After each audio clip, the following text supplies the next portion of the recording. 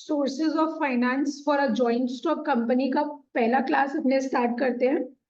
क्या लिखा हुआ है, आ जाओ। A joint stock company requires to types of finance. तो जॉइंट स्टॉक कंपनी को क्या चाहिए? दो तरीके का फाइनेंस का उसको जरूरत होता है। वो दो तरीके का फाइनेंस क्या है? एक है लॉन्ग टर्म फाइनेंस, एक क्या है लॉन्ग टर्म फाइनेंस, और एक क्या है अपना शॉर्ट टर्म फाइनेंस। तो joint stock company requires to types of finance. Finance मतलब पैसा। तो टू टाइप्स ऑफ फाइनेंस क्या है? एक है लॉन्ग टर्म फाइनेंस और एक है शॉर्ट टर्म फाइनेंस। ठीक है, यहाँ पे क्या लिखा हुआ है? Long term finance can be raised. इन लोग क्या करते हैं? लॉन्ग टर्म के लिए इन लोग को फाइनेंस रेज करना पड़ता है, लेकिन वो किसके थ्रू रेज करेगा? Long term finance can be raised bye issue of shares, issue of debentures, retained earnings, loans from commercial banks, loans from financial institutions। अब यहाँ पे लॉन्ग टर्म फाइनेंस जो है इन लोग किसके थ्रू रेज कर सकता है? इन लोग शेयर्स इशू कर देगा, डिबेंचर्स इशू कर देगा। रिटेन अर्निंग्स क्या होता है? हम तुम लोग को पढ़ा चुके पहले वाले चैप्टर में कि अपना क्या है, अपने बहुत साल से प्रॉफिट्स कमा रहे हैं, बहुत साल से बिजनेस कर रहे हैं, मेरा बिजनेस में हर साल प्रॉफिट हो रहा है। प्रॉफिट का कुछ एक पार्ट को क्या है अपने सेव कर लेते हैं, रख लेते हैं, ताकि अगर मेरे को फ्यूचर में जरूरत पड़े तो उस पैसे को क्या है अपने अपने बिजनेस में लगा सकते हैं। तो वो मेरा रिटेन्ड अर्निंग्स होता है। लोन्स फ्रॉम कमर्शियल बैंक, अगर अपने को लॉन्ग टर्म फाइनेंस चाहिए, अपना मतलब यहाँ पे कंपनी का बात हो रहा है, अगर कंपनी को लॉन्ग टर्म के लिए फाइनेंस चाहिए तो वो क्या कर सकता है? कमर्शियल बैंक से भी लोन ले सकता है। और वैसे ही लोन्स फ्रॉम फाइनेंशियल इंस्टीट्यूशंस, हम तुम लोग को बोल चुके हैं कि financial institution is a type of bank only. तो ये भी क्या है, लंबा समय के लिए लोन्स दे देता है कंपनीज को। तो अगर कंपनी को लंबा समय के लिए फाइनेंस चाहिए तो वो किसके किसके थ्रू वो रेज कर सकता है फंड्स को? शेयर्स के through, debentures, retained earnings, loans from commercial bank और loans from financial institutions। तो ये तो हम लोग देखें कि लॉन्ग टर्म फाइनेंस इन लोग कहाँ से रेज कर सकता है। अब अपने देखते हैं शॉर्ट टर्म फाइनेंस इन लोग कहाँ से रेज करेगा। Short term finance can be raised through public deposits, commercial banks, trade credits, customer advances, factoring, inter corporate deposits and instalment credit. अब तुम लोग को ये सब चीज का मतलब तो पता नहीं है। मजा का बात ये है, अपने इस चैप्टर में हर चीज पढ़ेंगे, शेयर्स के बारे में पढ़ेंगे, डिबेंचर्स के बारे में पढ़ेंगे, रिटेन्ड अर्निंग्स क्या होता है, उसका फीचर्स क्या है, उसका एडवांटेजेस क्या है, सब पढ़ेंगे।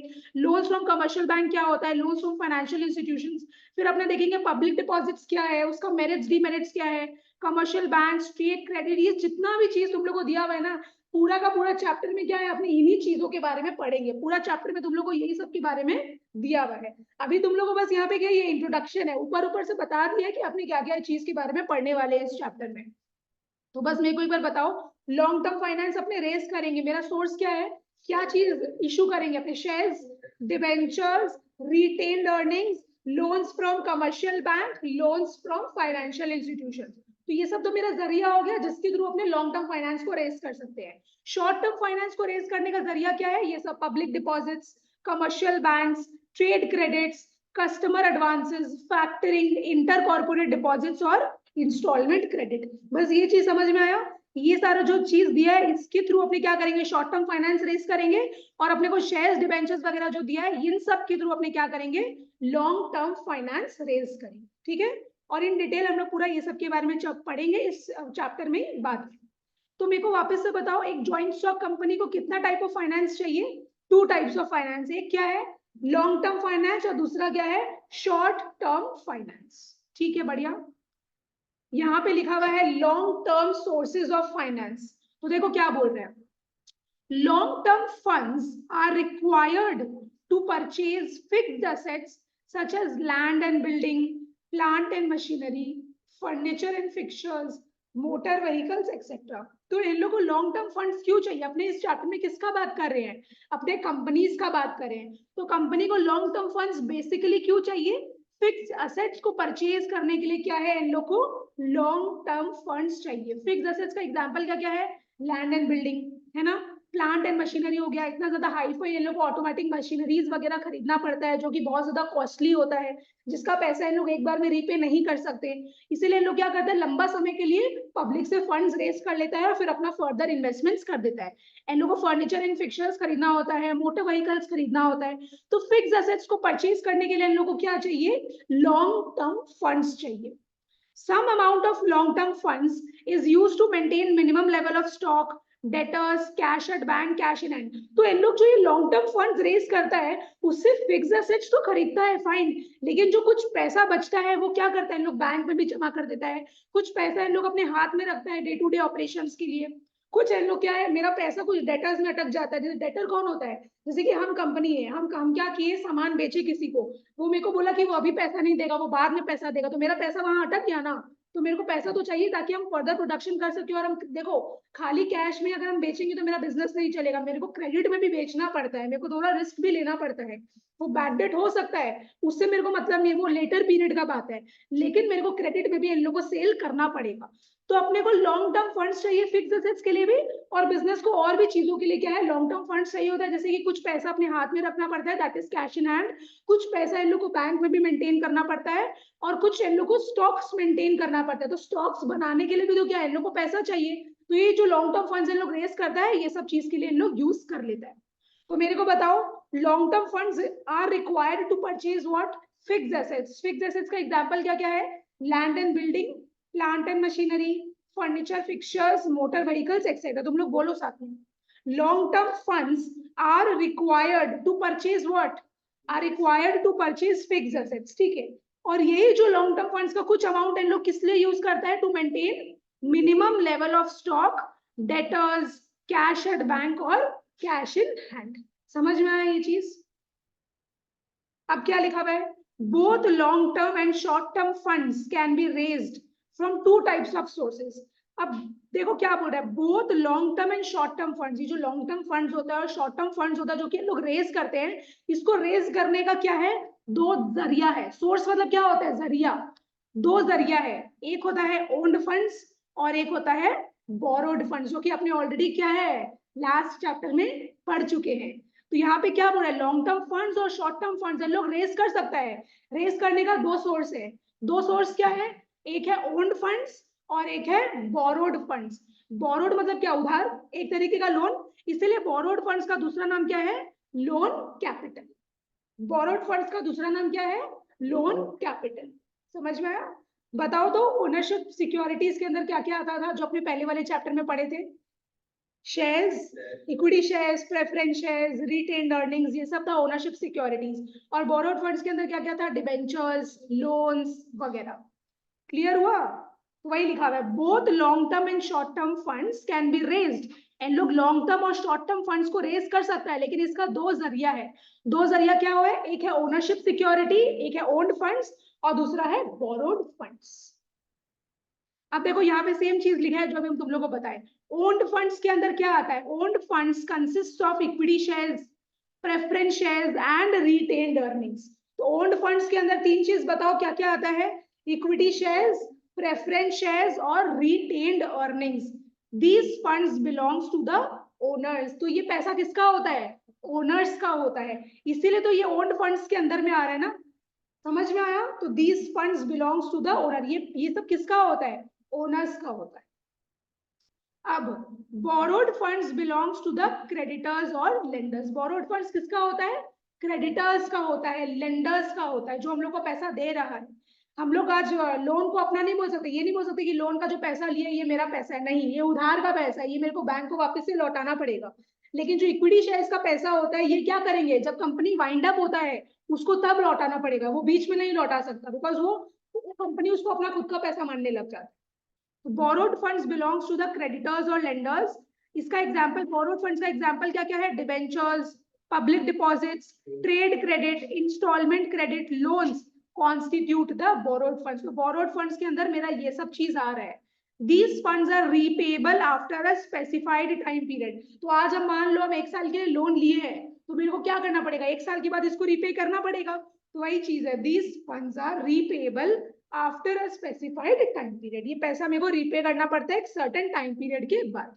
तो यहाँ पे पता है, तुम लोग का ये दो पैराग्राफ में तुम लोग का मेन चीज क्या है, बस तुम लोग को ये जानना है कि ओन फंड्स के अंदर क्या क्या आता है और बोरोड फंड्स के अंदर क्या क्या आता है। ये तुम लोग को पूछ सकता है, चाहे वो शॉर्ट क्वेश्चन में पूछे चाहे वो एमसीक्यू में पूछे, तुम लोग को ये चीज यहाँ पे पूछ लेगा। तो बोलो मेरे साथ, ओन फंड्स के अंदर क्या क्या आता है, इक्विटी शेयर्स, प्रेफरेंस शेयर्स और रिटेन्ड अर्निंग्स। ये फंड्स किसका होता है, these funds belongs to the owners. और बोरोड फंड्स किसका होता है?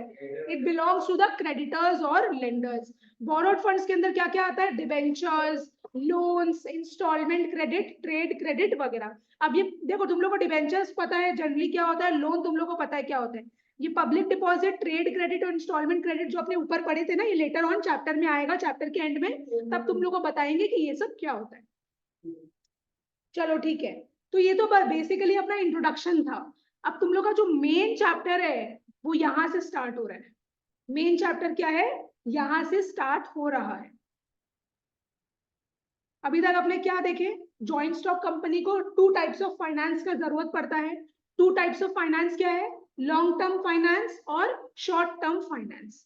ठीक है, हम लोग देखे लॉन्ग टर्म फाइनेंस अपने किसके थ्रू इशू ये रेस कर सकते हैं, और शॉर्ट टर्म फाइनेंस भी देखे कि अपने कैसे रेस कर सकते हैं, मेरा जरिया क्या होगा। लॉन्ग टर्म फाइनेंस बेसिकली क्यों चाहिए? क्या खरीदने के लिए? फिक्स्ड असेट्स को परचेज करने के लिए क्या है, कंपनी को लॉन्ग टर्म फंड्स चाहिए होता है। और वो जो लॉन्ग टर्म फंड्स रेज करता है, तो और क्या चीज के लिए वो यूज करता है लॉन्ग टर्म फंड्स को? To maintain minimum level of stock. Stock को मेंटेन करने के लिए भी क्या करता है, वो जो लॉन्ग टर्म फंड्स लिया है, रेज किया है, उसको मेंटेन माने मिनिमम लेवल ऑफ स्टॉक्स को मेंटेन करने के लिए भी वो उस पैसा को यूज कर लेता है।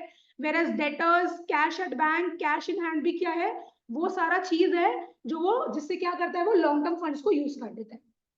समझ में आया? जैसे लॉन्ग टर्म फंड्स अगर वो लिया है तो क्या करेगा, वो बैंक में जमा कर देगा, कुछ पैसा क्या करेगा, वो अपने हाथ में रखेगा ताकि वो अपना बिजनेस का डे टू डे ऑपरेशंस को फेस कर सके, मीट कर सके। यहाँ पे फिर क्या लिखा हुआ था, both long term and short term funds can be raised from to types of sources. तो यहाँ पे टू टाइप्स ऑफ सोर्सेज क्या है अपना, ओन्ड फंड्स और बोरोड फंड्स। बोरोड फंड्स का दूसरा नाम क्या था अपना, लोन कैपिटल। ओनरशिप फंड्स या ओन्ड फंड्स के अंदर क्या क्या आता है, इक्विटी शेयर्स, प्रेफरेंस शेयर्स और रिटेन्ड अर्निंग्स। ये पैसा किसका होता है, ओनर्स का होता है। बोरोड फंड्स के अंदर क्या क्या आता है, डिबेंचर्स, लोन्स वगैरह। और ये किसका होता है, क्रेडिटर्स का होता है। क्रेडिटर्स का दूसरा नाम क्या हो गया, लेंडर्स। ये सब तो चलो ठीक था। अब मेरा जो मेन है वो यहाँ से टॉपिक स्टार्ट हो रहा है, अपने को यहाँ से दिमाग लगाना पड़ेगा। चलो, अपना हेडिंग क्या है, equity shares. Issue of shares is the most important method of raising long term funds.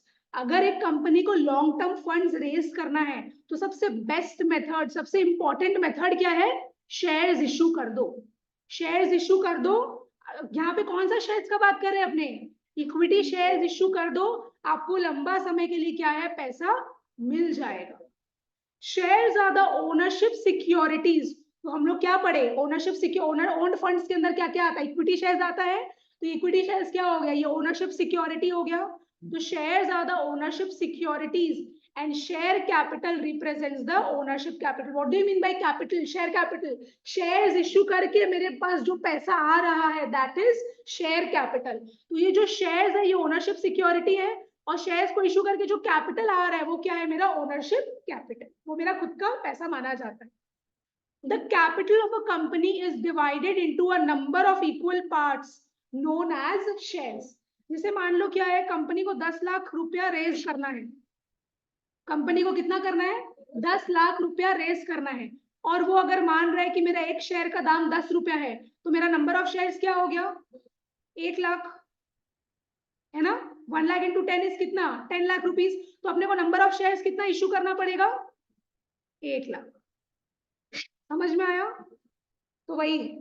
तो 1 लाख जितना भी शेयर्स है, सभी का वैल्यू क्या होगा, हर एक शेयर का वैल्यू क्या होगा, 10 रुपया, है ना। तो वही है, देखो सीधा का सीधा वो जो 10 लाख रुपया उसको रेस करना है, वो एक ही आदमी से नहीं मंगवा सकता। इसीलिए वो क्या करता है, कंपनी का जो कैपिटल है उसको हिस्सा में बांट देता है, और फिर अलग अलग लोग उसको खरीदते हैं। और हर एक शेयर का वैल्यू क्या रहता है, सेम रहता है। ये नहीं कि एक शेयर का वैल्यू 1000 रुपया रहेगा तो एक शेयर का वैल्यू 200 रुपया रहेगा। जितना भी वो कंपनी का शेयर है उसका प्राइस क्या है, इक्वली रहेगा शुरू में। समझ में आया? जब वो इशू कर रहा है शेयर को, धीरे धीरे तो जैसे कंपनी अच्छा परफॉर्म करता रहता है, जब कंपनी अच्छा परफॉर्म करता रहता है तो उसका वैल्यू भी बढ़ता रहता है। कोई नया प्रोडक्ट लॉन्च करता है तो उसका वैल्यू बढ़ जाता है, वो एक अलग चीज है। लेकिन यहाँ पे कंपनी इशू जब करता है तब सारे शेयर का वैल्यू एक ही रहता है। अगर 10 रुपए है तो 1 लाख शेयर का वैल्यू 10 रुपए ही रहेगा, वही चीज है। The capital of a company is divided into a number of equal parts which is known as share. तो शेयर बेसिकली क्या हो गया, हिस्सा हो गया। समझ में आया? जैसे कि मान लो एक कैडबरी है, कैडबरी में बहुत सारा वो क्यूब्स होता है ना, तो पूरा का पूरा कैडबरी क्या हो गया, एक पूरा, हाँ तो वही चीज है। यस, पूरा का पूरा जो वो है, वो बेसिकली क्या है, मतलब उसका जो पार्ट्स है, जो क्यूब है, एक क्यूब है, उसको तुम शेयर बोलेगा। वो जो बार है वो तो एक टोटल चीज हो गया, लेकिन जो अपने उसको क्या कर रहे हैं, समझो 20 पीस में बांट दे रहे हैं, छोटा छोटा उसका क्यूब्स बना दे रहे हैं। हाँ, वो 20 जो है उसको जो छोटा छोटा पार्ट्स में बांटा है, वो उसको बोलेंगे, एक एक पार्ट को अपने बोलेंगे शेयर। तो मेरे को बोलो शेयर क्या होता है, the capital of a company is divided into a number of equal parts which is known as shares. Thus, the term share means the interest of a shareholder in the company measured by a sum of money. अब देखो, आज हम shares issue कर रहे हैं, क्या हम कोई भी पब्लिक को जबरदस्ती कर सकते हैं क्या कि तुमको मेरा कंपनी का शेयर्स खरीदना पड़ेगा? नहीं। अगर उस बंदे का मेरे कंपनी में इंटरेस्ट होगा, तभी तो क्या है, वो मेरे को पैसा देगा, है ना। अगर उस बंदे का मेरे कंपनी में इंटरेस्ट है तो मेरे को क्या मिलेगा, पैसा मिलेगा। हम उसको शेयर इश्यू कर देंगे, उसके बदले मेरे को क्या मिलेगा, पैसा मिलेगा। तो हम उस शेयर को क्या कर रहे हैं, मनी के टर्म्स में वहां पे मेजर कर सकते हैं। मनी के टर्म्स में मेजर कब कर पाएंगे, जब उस बंदे का क्या होगा, मेरे कंपनी में इंटरेस्ट हो। समझ में आया? तो ये वही लिखा हुआ है, the term share means the interest of a share holder in the company measured by a sum of money. आज मेरे को अगर कोई कंपनी का शेयर खरीदना है, तो मेरे को इंटरेस्ट है ना, तभी तो हम खरीद रहे हैं शेयर, तभी तो पैसा लगा रहे हैं उस कंपनी में। तो वही चीज है। तो शेयर्स क्या होता है, पहले तो वो बताओ। The capital of the company is divided into a number of equal parts which is known as shares. The term share means the interest of a share holder. कहां पे उसको इंटरेस्ट है, मेरे कंपनी में, in the company, measured by a sum of money. Clear हुआ? एक बार वापस से अपने ये पूरा पैरा रिवाइज कर लेते हैं। तो अगर अपने को लंबा समय के लिए फंड्स चाहिए, अपने को, मैंने कंपनी को अगर लॉन्ग टर्म के लिए फंड्स चाहिए, तो सबसे इंपॉर्टेंट मेथड क्या है, क्या इशू कर दो, इक्विटी शेयर्स इशू कर दो। इक्विटी शेयर्स क्या है, ओनरशिप सिक्योरिटी है, और इसके थ्रू जो पैसा मिल रहा है वो क्या है, ओनरशिप कैपिटल। पैसा को क्या बोलते हैं, कैपिटल बोलते हैं अपने अकाउंट्स कॉमर्स में। अब शेयर्स का डेफिनेशन बोलो, ट्राई करो बिना देखे बोलने का। The capital of a company is divided into a number of equal parts which is known as shares. The term share means the interest of a share holder in the company measured by a sum of money. ठीक है। अब public company limited by shares can issue two types of shares. एक public company, अच्छा shares कौन issue कर सकता है, basically public company issue कर सकता है। प्राइवेट कंपनी का तो बहुत अपना रेस्ट्रिक्शंस होता है, तो यहाँ पे प्राइवेट कंपनी का बात ही नहीं हो रहा है, पब्लिक कंपनी का बात हो रहा है। अब public company limited by shares can issue two types of shares. एक पब्लिक कंपनी क्या कर सकता है, दो टाइप ऑफ शेयर्स को इशू कर सकता है। तो टू टाइप्स ऑफ शेयर्स क्या है, एक है प्रेफरेंस शेयर्स, एक है इक्विटी शेयर्स। एक है प्रेफरेंस शेयर्स, एक है प्रेफरेंस शेयर्स और एक है इक्विटी शेयर्स। तो मेरे को टू टाइप्स ऑफ शेयर्स का नाम बोलो, प्रेफरेंस शेयर्स और इक्विटी शेयर्स। ठीक है। और कौन सा कंपनी इशू करता है shares, public company. Public company क्या करता है, शेयर्स इशू करता है, विच इज प्रेफरेंस शेयर्स और इक्विटी शेयर्स। ठीक है, चलो आ जाओ।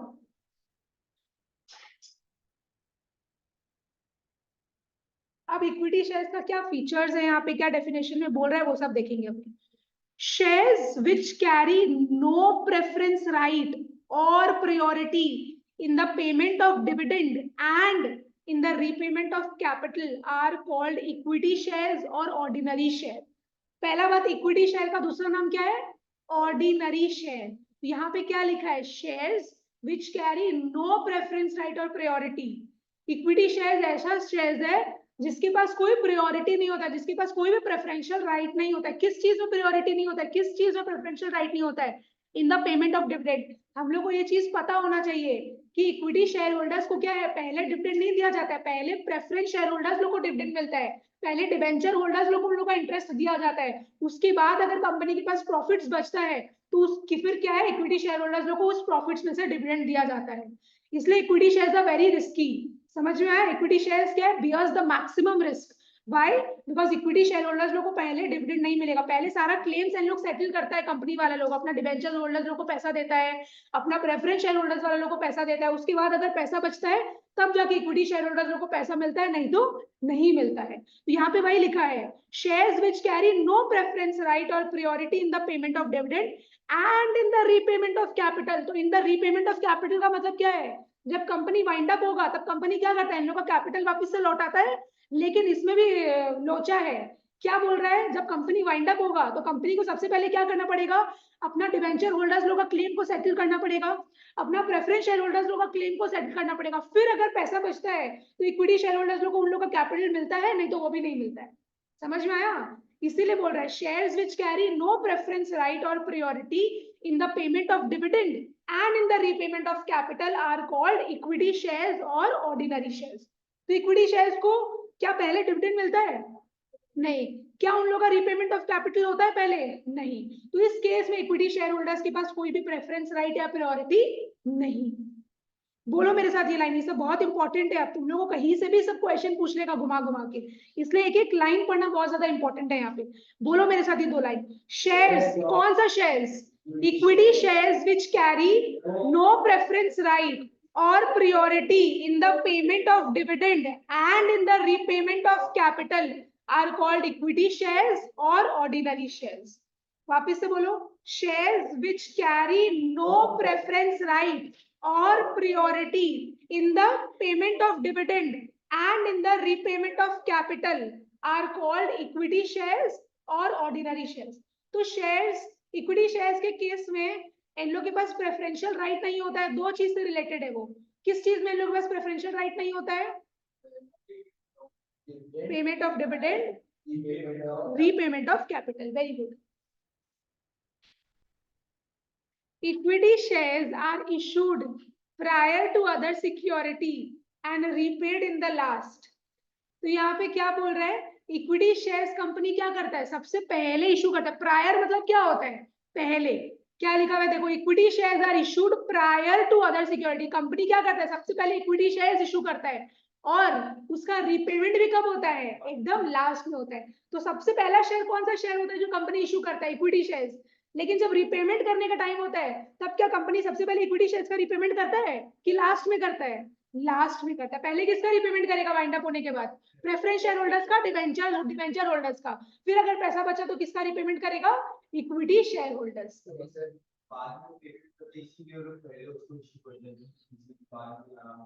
ये सारा चीज अपना कंपनीज एक्ट 2013 है ना, उसके हिसाब से लिखा हुआ है।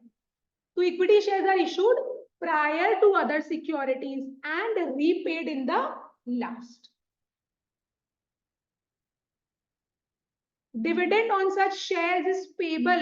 देखो very important line, dividend shares के ऊपर क्या दिया जाता है? What is dividend? प्रॉफिट्स का जो पार्ट है, लोग जो प्रॉफिट्स कमाता है उसका पार्ट दिया जाता है ना, वही है dividend is a part of profit. Dividend on such shares is payable only when there are profits and the company declares dividend. तो डिविडेंड कब दिया जाएगा शेयर्स के ऊपर? जब कंपनी क्या करता है, कंपनी के पास क्या होता है? प्रॉफिट्स होता है। अगर कंपनी के पास प्रॉफिट्स नहीं हुआ तो क्या इक्विटी शेयर होल्डर्स लोग को डिविडेंड मिलेगा? नहीं, इक्विटी शेयर होल्डर्स लोग को डिविडेंड नहीं मिलेगा।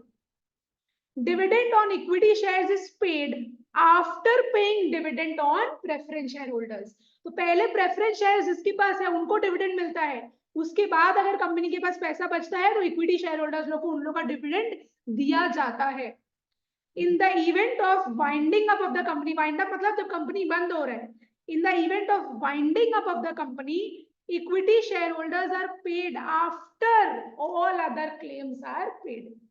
तो जब कंपनी वाइंड अप होता है, इक्विटी शेयर होल्डर्स लोग को पैसा कब मिलता है? पहले नहीं मिल जाता है, जब पूरा क्लेम्स वगैरह सब सेटल हो जाता है, सबको पैसा दे दिया जाता है, फिर लास्ट में एकदम इक्विटी शेयर होल्डर्स वाला लोग को उन लोग का पैसा मिलता है।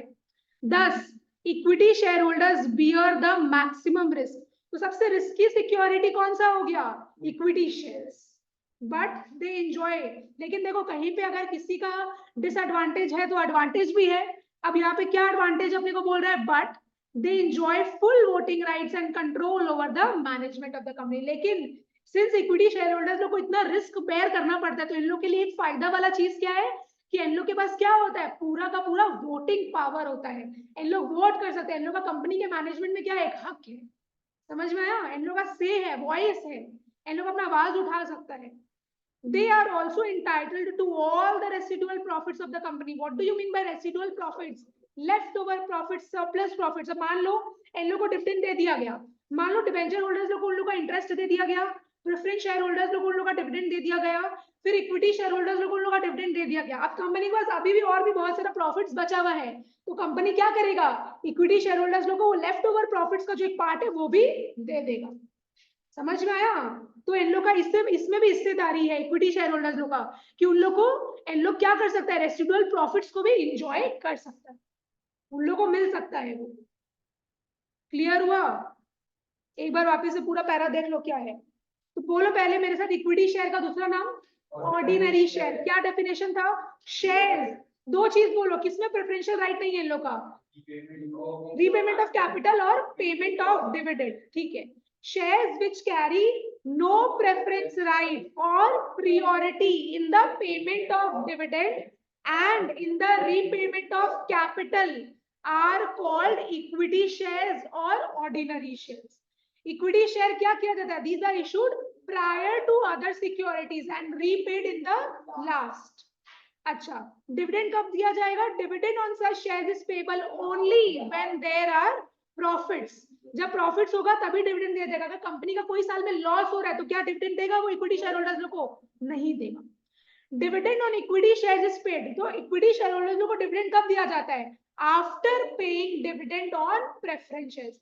तो पहले प्रायोरिटी किसको दिया जाता है, प्रेफरेंस शेयर होल्डर्स लोग, देखो इसलिए उसका नाम में आ रहा है प्रेफरेंस शेयर। तो पहले प्रेफरेंस शेयर होल्डर्स लोग को क्या है, प्रेफरेंस दिया जाता है, उसके बाद मेरा इक्विटी शेयर होल्डर्स वाला लोग आता है। जब कंपनी वाइंड अप होगा तब क्या होगा, in the event of winding up of the company, equity shareholders are paid after all other claims are settled.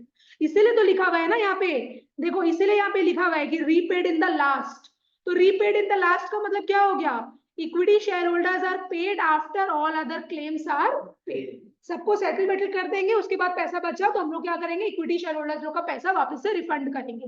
तो सबसे ज्यादा ये रिस्की सिक्योरिटी कौन सा है, equity share. Equity share holders bear the maximum risk.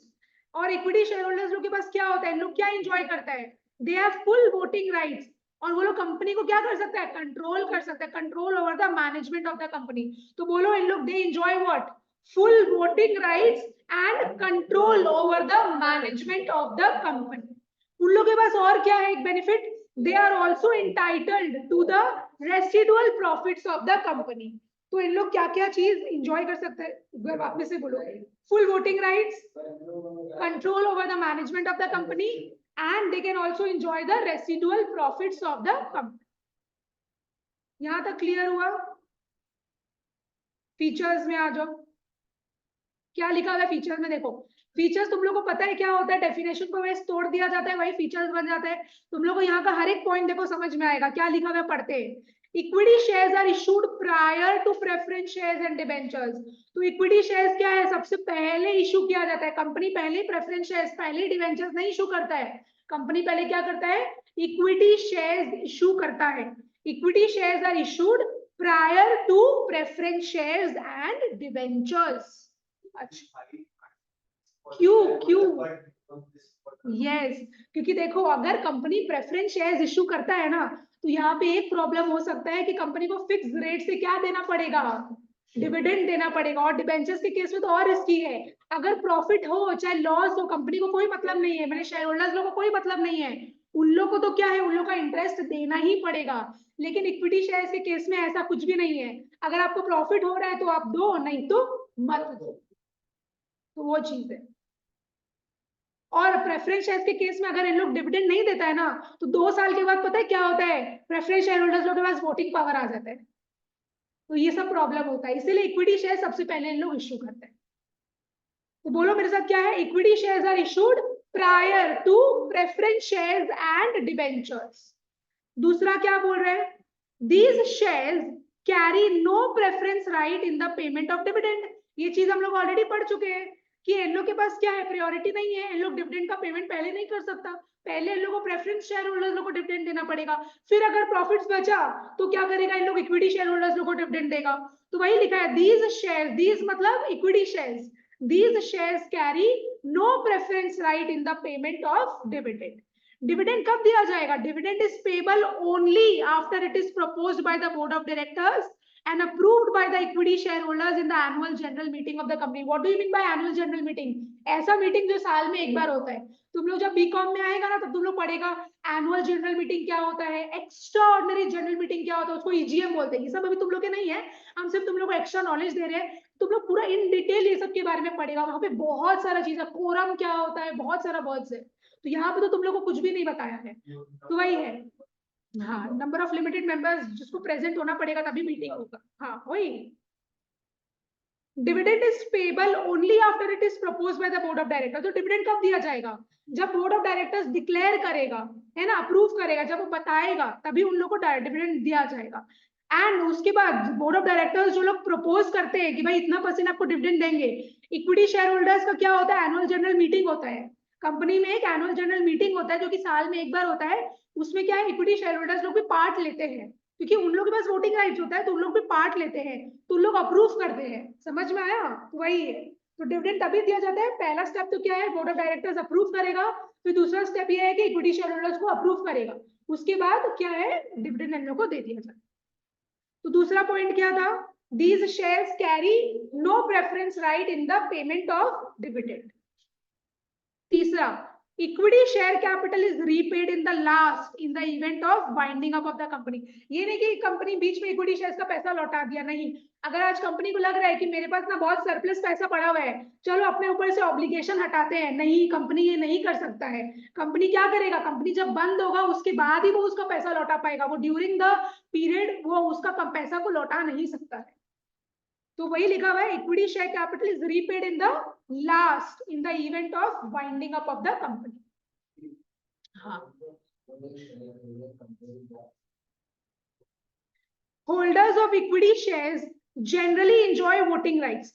तो इक्विटी शेयर होल्डर्स के पास क्या होता है, वोटिंग पावर होता है, they can vote, they have voting rights, they are also entitled to the residual profits of the company। residual हमने क्या पढ़े, left over profits, extra profits, surplus profits जो है, सरप्लस इन लोगों को जो पैसा बचा हुआ रहता है उसको भी क्या है, इन लोग पब्लिक में बांट सकते हैं, अपने शेयर होल्डर्स को दे सकता है।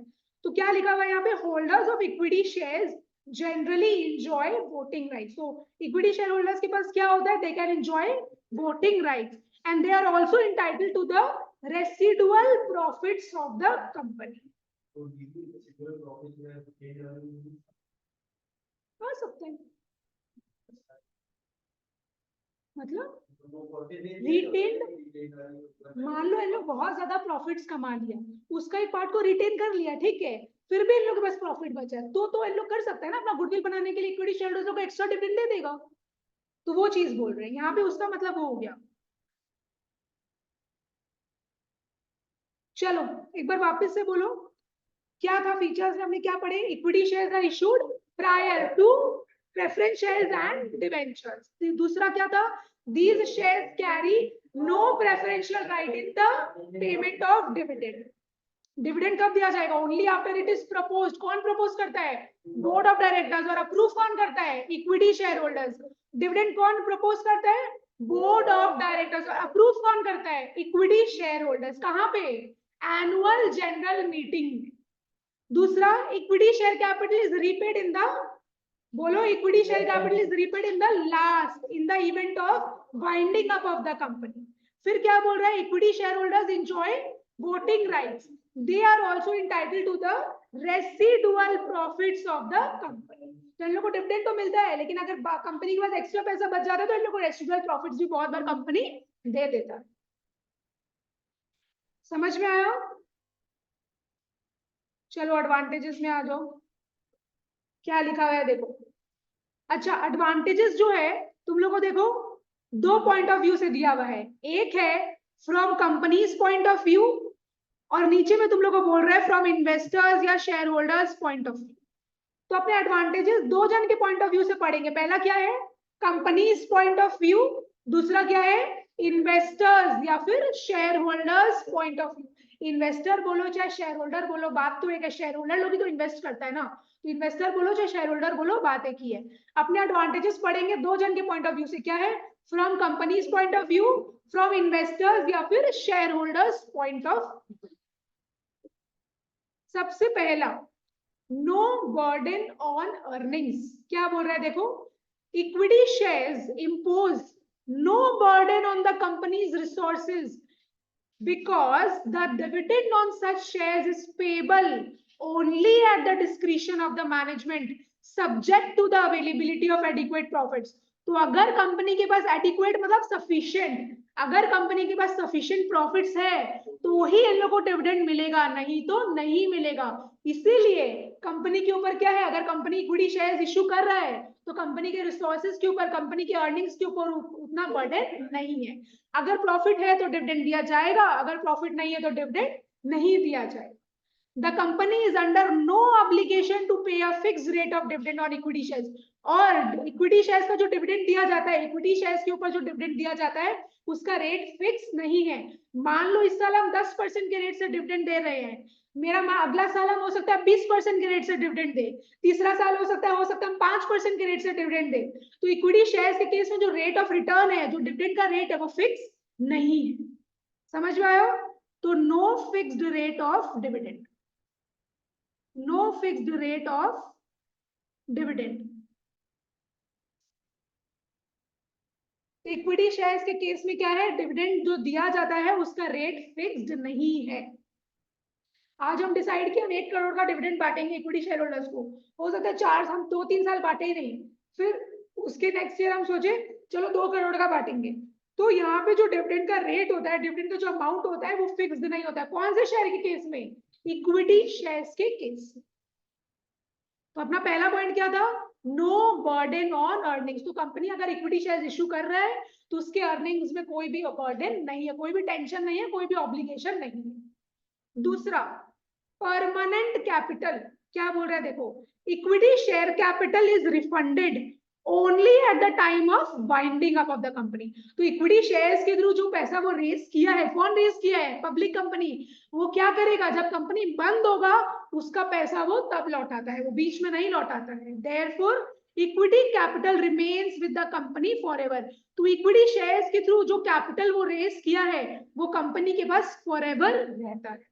There is no liability as to repayment। Company को बीच में रीपे करने का जरूरत नहीं है।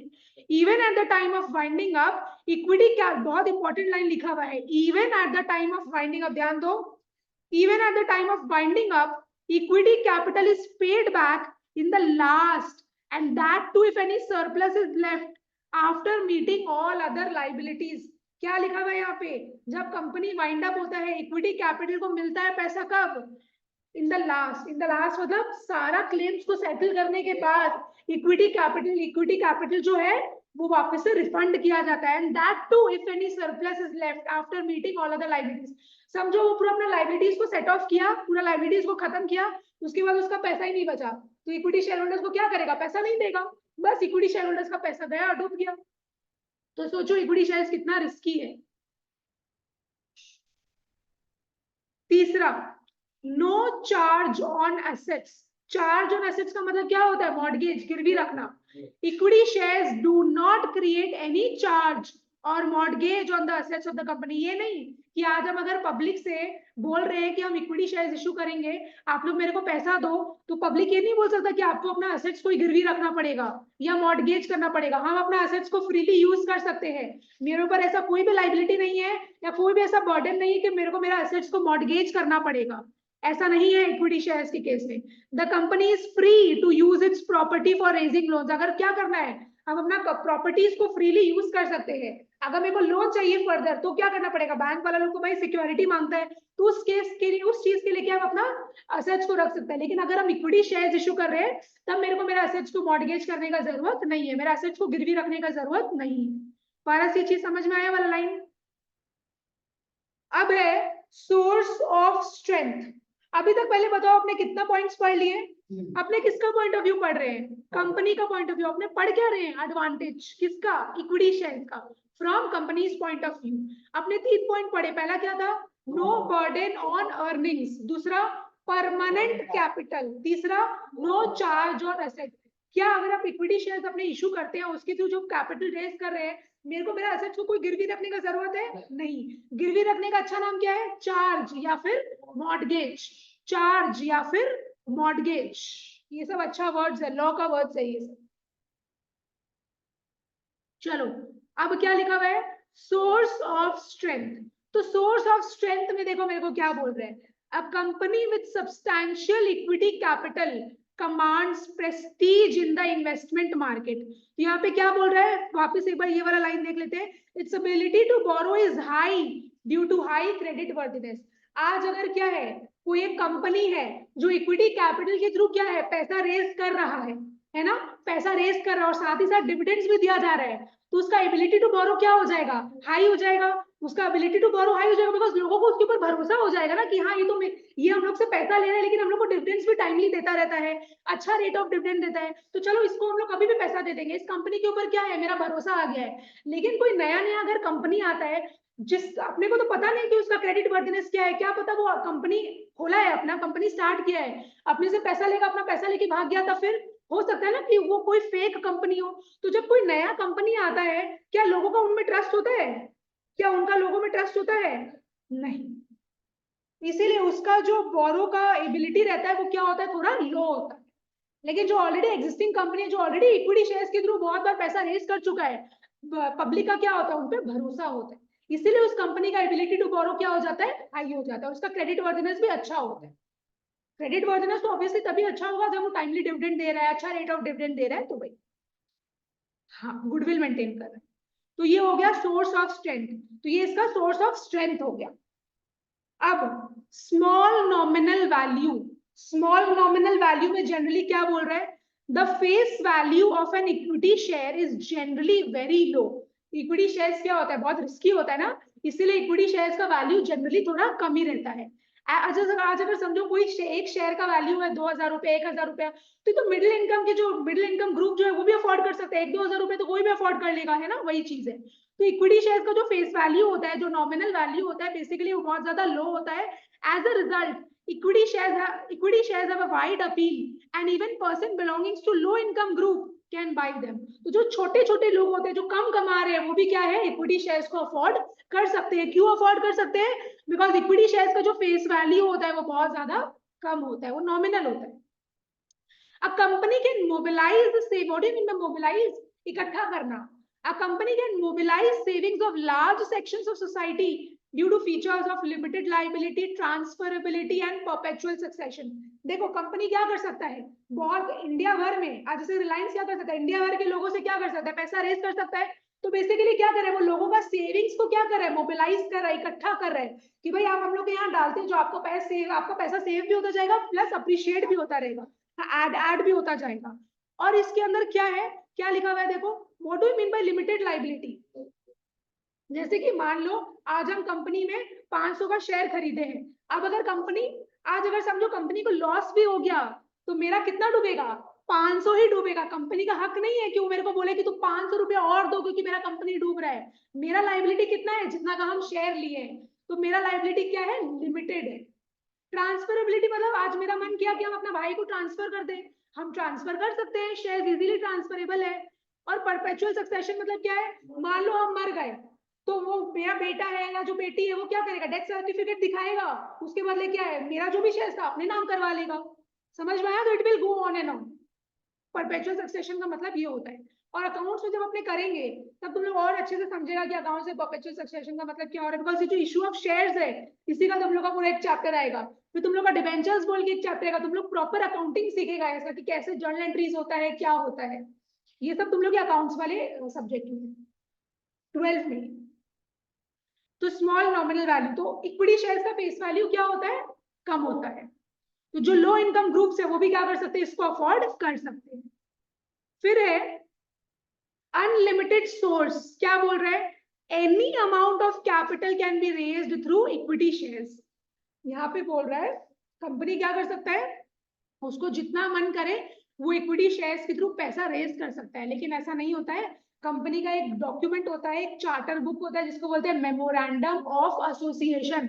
मेमोरेंडम ऑफ एसोसिएशन में ऑथराइज्ड कैपिटल को लिखना पड़ता है कि कंपनी कितना मैक्सिमम पैसा पब्लिक से मंगवा सकता है। अगर वो लिख दिया कि मेरे को 10 करोड़ रुपया मंगवाना है, तो 10 करोड़ रुपया से 1 रुपया ज्यादा भी पब्लिक से रेज नहीं कर पाएगा। तो उसका जो ऑथराइज्ड कैपिटल है वो उसको उसकी मेमोरेंडम ऑफ एसोसिएशन में लिखना पड़ेगा। अब उसके बाद वो 10 लाख का 10 करोड़ रुपया अगर उसको मंगवाना है, अब वो उसको डिबेंचर्स के थ्रू मंगवाए, चाहे इक्विटी शेयर्स के थ्रू मंगवाए, चाहे वो लोन लेके ले, वो उसका मैटर है, सोर्स कुछ भी हो सकता है, लेकिन वो मैक्सिमम कितना मंगवा सकता है वो उसको लिखना पड़ेगा उसकी मेमोरेंडम ऑफ एसोसिएशन।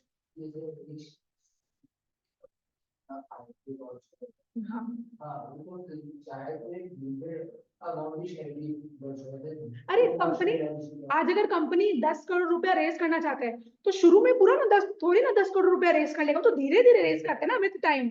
अब भी उसको हाँ हाँ, अभी उसको जितना पैसा चाहिए उतना वो रेस करेगा, वो चाहे इक्विटी शेयर्स के थ्रू रेस करे, चाहे वो डिबेंचर्स के थ्रू रेस करे, वो उसका मैटर है।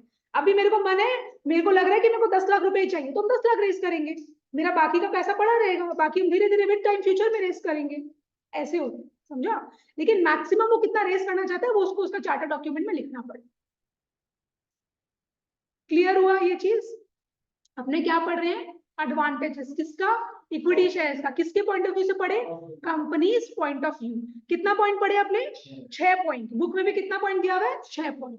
क्या क्या है चलो लर्न करें। No burden on earnings, company के अर्निंग्स के ऊपर कोई भी बर्डन नहीं है। इसका मतलब क्या था?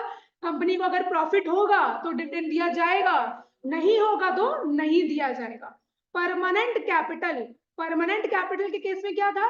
एक बार हम लोग इक्विटी शेयर्स इश्यू करके कैपिटल रेज कर लिए, अब कंपनी क्या बीच में लौटा सकता है? नहीं, कंपनी जब वाइंड अप होगा तब वो उसको रीपे करेगा। फिर तीसरा क्या था? No charge on assets, equity shares के थ्रू जो पैसा वो रेज करता है, क्या उसको अपने असेट्स को गिरवी रखने का जरूरत है? नहीं, उसको अपने असेट्स को गिरवी रखने का जरूरत नहीं है। सोर्स ऑफ स्ट्रेंथ में अपने को क्या बोल रहे हैं? अगर ये कंपनी अच्छा है, वो इक्विटी शेयर्स के थ्रू पैसा रेज कर रहा है, और पब्लिक को क्या है, उस कंपनी में भरोसा है, ट्रस्ट है, वो लॉयल है अपना कस्टमर्स के संग, अपना शेयर होल्डर्स के संग, तो क्या है, उसका एबिलिटी टू बोरो क्या हो जाएगा? हाई हो जाएगा। उसका क्रेडिट वर्दीनेस क्या हो जाएगा? हाई हो जाएगा। फिर small nominal value, equity shares का जो फेस वैल्यू होता है जनरली क्या होता है? कम होता है, लो होता है।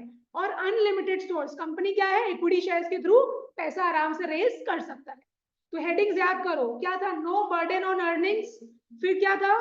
Permanent capital, no charge on assets. पहले तो ये 3 बोलो, no burden on earnings, permanent capital, no charge on assets. फिर source of strength, small nominal value, unlimited source. तो लास्ट का 3 बोलो, source of strength, small nominal value, unlimited source. पूरा बोलो वापस से। No burden on earnings, permanent capital, no charge on, फिर small nominal value, unlimited source. ठीक है, अब इधर आ जाओ। फ्रॉम इन्वेस्टर्स या फिर share holders point of view. अब अपने एडवांटेजेस पढ़ेंगे फ्रॉम इन्वेस्टर्स या फिर share holders point of view. हाँ, equity share holders enjoy voting rights and controlling power over the company. तो इक्विटी शेयर होल्डर्स वाले लोग के पास क्या होता है? वोटिंग राइट्स होता है, और उन लोग के पास कंट्रोलिंग पावर होता है। The liability of equity shareholders is limited to the face value of shares subscribed by them. तो जितना इन लोग सब्सक्राइब किया है, जितना का हम लोग शेयर्स लिए, इक्विटी शेयर होल्डर्स जितना का शेयर्स लिया है, उतना तक ही उसका लाइबिलिटी है। उससे 1 रुपया ज्यादा कंपनी क्या है, उससे नहीं मांग सकता। तो ये लाइन क्या है? The liability of equity share holders is limited. कहां तक limited? To the face value of shares subscribed by them. Share कर दिया शेयर का, तभी अगर उसका लायबिलिटी बट 10 रुपए में आईपीओ आ रहा है, उसका प्राइस शेयर कर दिया, तभी जो लायबिलिटी और 10 रुपए में ही रहेगा, और शेयर वैल्यू। समझ में आया? तो बोलो मेरे साथ ये दोनों point. Equity share holders enjoy what? Voting rights. and they have the controlling power over the management of the company. दूसरा क्या था? The liability of equity shareholders is limited to the face value of shares subscribed by them. ठीक है. Third पढ़े. In case of successful business, मतलब business बहुत तरक्की कर लिया है, कंपनी बहुत ग्रो कर लिया है, the rate of dividend can be very high. अब ऑब्वियसली अगर कंपनी अच्छा प्रॉफिट्स कमा रहा है, सबको सेटल वेटल करने के बाद भी अगर कंपनी के पास प्रॉफिट बच रहा है, तो कंपनी का दायित्व क्या है कि उसको उसका share holder, equity share holder को क्या देना चाहिए? डिविडेंड अच्छे रेट में देना चाहिए, ज्यादा डिविडेंड देना चाहिए, ताकि लोगों को क्या है उसके ऊपर ट्रस्ट आए. अगर वो कंजूस बन के बैठा रहेगा कि नहीं हम तो ज्यादा डिविडेंड नहीं देंगे, तब तो भाई फिर ऐसे लोग पागल हो जाएंगे, है ना. लोगों को खराब लगेगा कि इसके पास प्रॉफिट है लेकिन फिर भी हम लोग को दे नहीं रहे. जब तुमको पैसे का जरूरत था, पब्लिक तुम्हारा हेल्प किया, अब जब तुम्हारे पास पैसा है तुम भी उसको रिटर्न्स दो, इसीलिए तो वो लोग तुम्हारी कंपनी में इन्वेस्ट किए थे. तो वही चीज है. In case of successful business the rate of dividend can be very high. For example, यहाँ पे एग्जाम्पल दिया हुआ है, कुछ ईयर्स पहले का बात बताया हुआ है. Hero Honda Motors has paid 900% dividend on equity shares for the year 2002-2003. तो हीरो होंडा मोटर्स क्या था, 900% डिविडेंड डिक्लेयर किया था, वो दिया था 2002-2003 में. और फिर 2006-2007 में मेरे को याद है, इक्विटी इतना हालत खराब हुआ था, शेयर मार्केट का इतना हालत खराब हुआ था, मतलब क्या बताएं, बहुत ज्यादा. मैंने हम लोग जितना घर में जो इन्वेस्ट किए थे, मेरे फैमिली 50 लाख का नुकसान हुआ था. 50 लाख, इतना शेयर मार्केट गिर गया था. 2006-07 का बात है ये. The value of investment in equity shares may increase manifold during boom and prosperity of the company. तो यहाँ पे क्या है, जब पीरियड बहुत अच्छा चल रहा है, जब सिचुएशन बहुत अच्छा चल रहा है, तब शेयर प्राइसेस क्या होता है, बहुत बढ़ जाता है. इन्वेस्टमेंट का जो वैल्यू है वो क्या है, बहुत इंक्रीज हो, 4, जैसे ये भी हो सकता है कि 4 गुना बढ़ गया. Holders of these shares on capital gains. तो ऑब्वियसली इक्विटी शेयर होल्डर्स को फिर क्या मिलता है, अच्छा रेट ऑफ डिविडेंड मिलता है, अच्छा पैसा मिलता है उन लोगों को. Shareholders are not required to pay income tax on dividend received from the company. अब यहाँ पे एक एग्जेम्पशन है कि कंपनी वाला लोग क्या करता है, क्या देता है, डिविडेंड देता है. किसको देता है? इक्विटी शेयर होल्डर्स वाले लोग को देता है. तो यहाँ पे देखो क्या लिखा है, share holders are not required to pay income tax on dividend received from the company. तो शेयर होल्डर्स लोग को जो भी डिविडेंड मिला है कंपनी से, उस डिविडेंड पे इनकम टैक्स देने का जरूरत नहीं है. ये बहुत पुराना चीज है. अब अलग अलग तरीके का टैक्स आ गया है, समझ रहे हैं. अब जीएसटी आ गया है. तो ये तुम लोग का बुक जो है ना, ये बहुत पुराना बुक है. जो बुक में लिखा है वो अपने को लिखना पड़ेगा. नहीं नहीं, आईएससी बोलता है यही लिखो, तुम लोग को लिखना पड़ेगा. तो ऑप्शन नहीं है ना अपने पास. ये मेरे टाइम से चल रहा है, यही लिखना पड़ेगा तुम लोग को, ऑप्शन नहीं है तुम लोग के पास. तुम लोग का एक्चुअली जो ये बुक है ना, सीबी बुक, वो अपडेटेड नहीं है. मेन प्रॉब्लम ये है, नहीं है. मतलब फोन पे, जीपे, ये सब आ गया ना. बैंकिंग बोल के एक चैप्टर है, बैंकिंग लेटेस्ट ट्रेंड्स उसका नाम है, लेकिन उसमें वो सब कुछ नहीं है. अभी भी उसमें एसएमएस अलर्ट और ये सब चल रहा है. पढ़ना पड़ेगा ना, अपने को पढ़ना पड़ेगा, ऑप्शन नहीं है अपने पास. जिसने जो बुक में लिखा है वही मेरे को बताना पड़ेगा.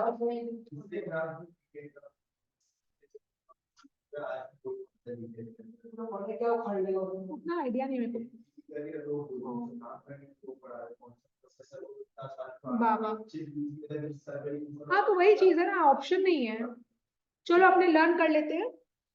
तो अपने क्या पढ़ रहे हैं, एडवांटेजेस फ्रॉम इन्वेस्टर्स या फिर share holders point of view. ध्यान दो, इक्विटी शेयर होल्डर्स के पास क्या होता है, वोटिंग पावर और कंट्रोल, वोटिंग राइट्स और कंट्रोलिंग पावर. दूसरा, लाइबिलिटी क्या है इक्विटी शेयर होल्डर्स का, लिमिटेड है to the face value of share subscribe by them. Successful business के केस में क्या है, rate of dividend can be very high.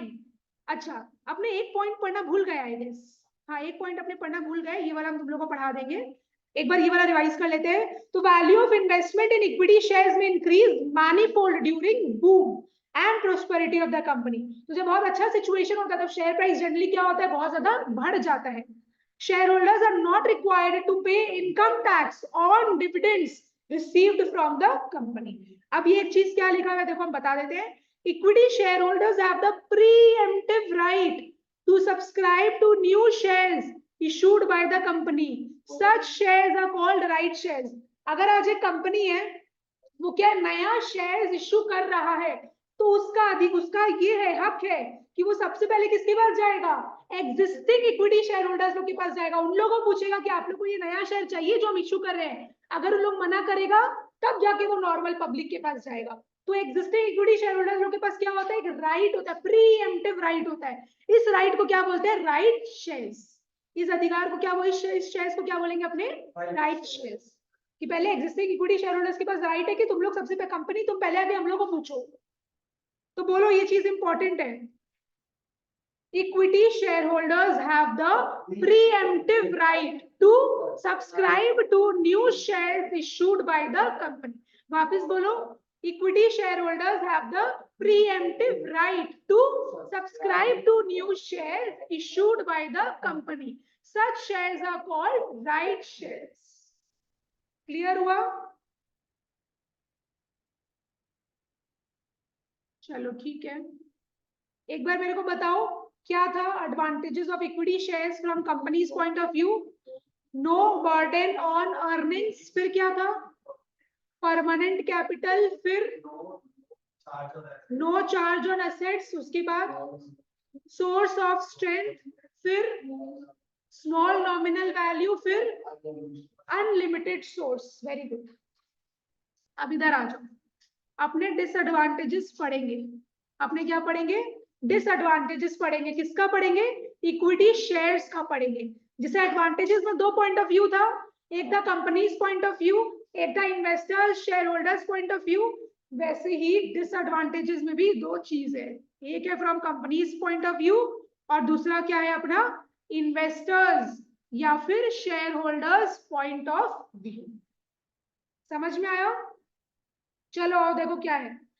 सबसे पहला पॉइंट यहाँ पे लिखा हुआ है मैनिपुलेशन ऑफ कंट्रोल। क्या लिखा हुआ है, मैनिपुलेशन ऑफ कंट्रोल। देखो क्या है, equity shares carry full voting rights. Equity share holders लोग के पास क्या होता है, वोटिंग राइट्स होता है। This gives rise to many undesirable practices by persons who seeks to gain control over the company। अब इन लोग के पास क्या होता है, वोटिंग राइट्स होता है ना। तो इन लोग क्या करता है, उस वोटिंग राइट्स का मिसयूज करता है ना। इन लोग क्या करता है, मिसयूज करता है उस चीज का, कंपनी को बुरी तरीके से कंट्रोल करने का कोशिश करने लग जाता है। Often there is cornering of votes and manipulation of control by cliques of shareholders to their own advantage. What do you mean by cliques? Group of shareholders. तो लोग क्या करते हैं, देखो एक दो शेयर होल्डर तो क्या ही कंट्रोल करेगा, लेकिन लोग क्या करते हैं, बहुत जन मिल जाते हैं। शेयर होल्डर्स लोग क्या करते हैं, आपस में मिल जाते हैं और फिर कंपनी को बुरी तरीके से कंट्रोल करने का कोशिश करते हैं, अपने हिसाब से चलाने का कोशिश करते हैं। समझ में आया? हाँ, वही चीज है। तो क्या था, मैनिपुलेशन ऑफ कंट्रोल। इन लोगों को जो हक दिया जाता है, इन लोग उसका फायदा उठाने लग जाते हैं अपना बेनिफिट के लिए। दूसरा, danger of over capitalisation. Over capitalisation में देखो क्या बोल रहे हैं, capital raised through equity shares is not refunded during the life time of the company.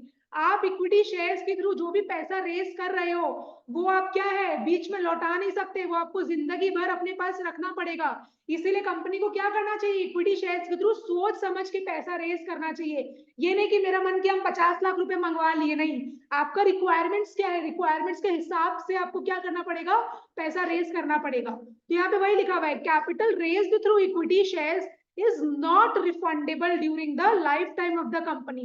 Mistakes in estimation of financial requirements may lead to over capitalization। अगर आपने क्या है, ठीक से अनुमान नहीं किए, ठीक से एस्टिमेट नहीं किए, अपने मिस्टेक कर दिए, अपने भूल से क्या किए, ज्यादा पैसा मंगवा लिए, तो इससे क्या होगा, ओवर कैपिटलाइजेशन हो जाएगा, resulting in lower rate of earnings and dividend. अब हमने इतना ज्यादा पैसा मंगवा लिए और फिर उसका क्या किया, मेरे को समझ में नहीं आ रहा है कि हम पैसा को इस्तेमाल कैसे करें। हम क्या है, मेरा फंड्स आइडल ही पड़ा है ना, तो हम इसको अपने काम में ले रहे हैं, तो क्या मेरा अर्निंग्स क्या रहेगा, हाई रहेगा कि लो रहेगा, लो रहेगा। और क्या हम उन लोगों को, अगर मेरा अर्निंग्स ही नहीं रहेगा तो हम डिविडेंड क्या देंगे उन लोगों को, है ना। इसीलिए इन लोगों को क्या करना चाहिए, ठीक से एस्टिमेट करना चाहिए कि आपका फाइनेंशियल रिक्वायरमेंट्स क्या है, उसके हिसाब से क्या करना चाहिए, कंपनी को पैसा रेज करना चाहिए। Financial structure becomes inflexible. तो भाई अगर आप उल्टा पुल्टा तरीके से पैसा यूज करोगे, पैसा रेज करोगे, तो आपका तो फाइनेंशियल स्ट्रक्चर का धजिया उड़ जाएगा, तो वो इनफ्लेक्सिबल हो जाएगा फिर। तो अपना दो पॉइंट क्या था, मैनिपुलेशन ऑफ कंट्रोल, दूसरा danger of over capitalisation. Very good. तीसरा नो ट्रेडिंग ऑन इक्विटी, अपने पिछले वाले चैप्टर में पढ़े थे, when the company uses equity capital along with debt capital then that term is known as trading on equity. Equity के साथ साथ डेट भी यूज कर रहा है, कि भाई इक्विटी शेयर्स के थ्रू पैसा रेज कर रहा है, साथ में डिवेंचर्स के थ्रू भी पैसा रेज कर रहा है। उस केस में हम लोग क्या बोल रहे थे, वो ट्रेडिंग ऑन इक्विटी था। When the entire share capital is raised through equity shares, अब पूरा का पूरा पैसा क्या किया, वो इक्विटी शेयर्स के थ्रू रेज कर लिया, तब वो क्या ट्रेडिंग ऑन इक्विटी का बेनिफिट ले पाएगा? बिकॉज ट्रेडिंग ऑन इक्विटी क्या था, इक्विटी शेयर्स के साथ साथ आप क्या करो, डिवेंचर्स भी इशू करो, तो वो तब वो ट्रेडिंग ऑन इक्विटी वाला सिचुएशन कहलाया गया। लेकिन यहाँ पे तो क्या किया, वो पूरा का पूरा पैसा ही वो इक्विटी शेयर्स इशू करके ले लिया, तब यहाँ पे तो ट्रेडिंग ऑन इक्विटी का कोई बेनिफिट है ही नहीं। The benefit of trading on equity is not available. ना वो प्रेफरेंस शेयर्स के थ्रू पैसा लिया, ना वो डिवेंचर्स इशू करके पैसा लिया, यहाँ पे तो पूरा का पूरा इक्विटी शेयर्स रेज कर दिया, इक्विटी शेयर्स के थ्रू पैसा रेज किया है, तो वो ट्रेडिंग ऑन इक्विटी नहीं कहलाएगा। कॉस्टली, समझ में आया पारस? हाँ कौन? हाँ, the cost of issuing equity shares is higher than the cost of issuing other types of security. Equity shares को इशू करने का बहुत ज्यादा खर्चा लगता है, प्रिलिमिनरी एक्सपेंसेस जो होता है ना वो बहुत ज्यादा लगता है। अंडरराइटिंग कमीशन, अंडरराइटर्स को अपॉइंट करना पड़ता है, जो मिडिलमैन होते हैं ना, ब्रोकर्स, अंडरराइटर्स, जो मेरे बिहाफ में क्या कर, मान लो मेरा अगर शेयर नहीं बिक रहा है तो मेरे बिहाफ में कौन बिकवाएगा? अंडरराइटर्स लोग मेरा शेयर खरीद लेते हैं और फिर वो लोग उसको आगे बिकवाते हैं। तो वही बहुत रिस्की चीज है, अगर समझो इक्विटी शेयर इशू कर रहे हैं लेकिन वो अगर बिक नहीं रहा है, तब अंडरराइटर्स लोग यहाँ पे रोल में आता है और वो लोग मेरे बिहाफ में क्या करता है, मेरा शेयर्स को बेचता है, वो लोग मेरे से मेरा शेयर खरीद लेता है और फिर आगे इशू करता है। तो वही इक्विटी शेयर्स को इशू करने का खर्चा बहुत ज्यादा है। Underwriting commission, brokerage and other issue expenses are very high for equity capital. वही चीज है, बहुत प्रोस्पेक्टस इन लोगों को बांटना पड़ता है, ब्रोशर्स वगैरह बांटना पड़ता है, तो बहुत ज्यादा खर्चा है इक्विटी शेयर्स के केस में। Inflexible, a company cannot issue shares in excess of its authorized capital as stated in the MOA. MOA मतलब मेमोरेंडम ऑफ एसोसिएशन। तो मेमोरेंडम ऑफ एसोसिएशन में जो लोग एक बार अगर ऑथराइज्ड कैपिटल लिख दिया कि 1 करोड़ रुपया लेना है, तो उससे 1 रुपया भी ज्यादा इन लोग पब्लिक से एक्स्ट्रा रेज नहीं कर सकता। समझ में आया? मेमोरेंडम ऑफ एसोसिएशन में जितना लिखा है बस उतना ही क्या कर सकता है, कंपनी रेज कर सकता है।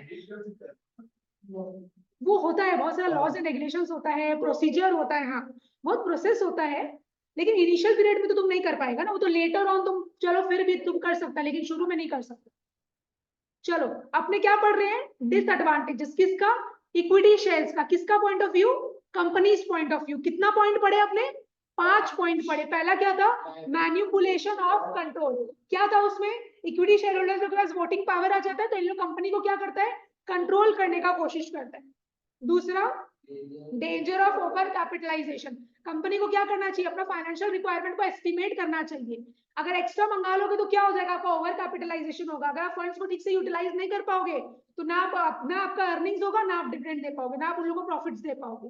तीसरा क्या था, नो ट्रेडिंग ऑन इक्विटी, अगर आपने पूरा का पूरा पैसा इक्विटी शेयर्स के थ्रू इशू कर लिए, रेज कर लिए, तो benefit of trading on equity तो अवेलेबल है ही नहीं, बिकॉज ट्रेडिंग ऑन इक्विटी क्या था, इक्विटी शेयर्स के साथ साथ अपने क्या कर रहे हैं, डिवेंचर्स को भी दे रहे हैं, तब वो ट्रेडिंग ऑन इक्विटी था।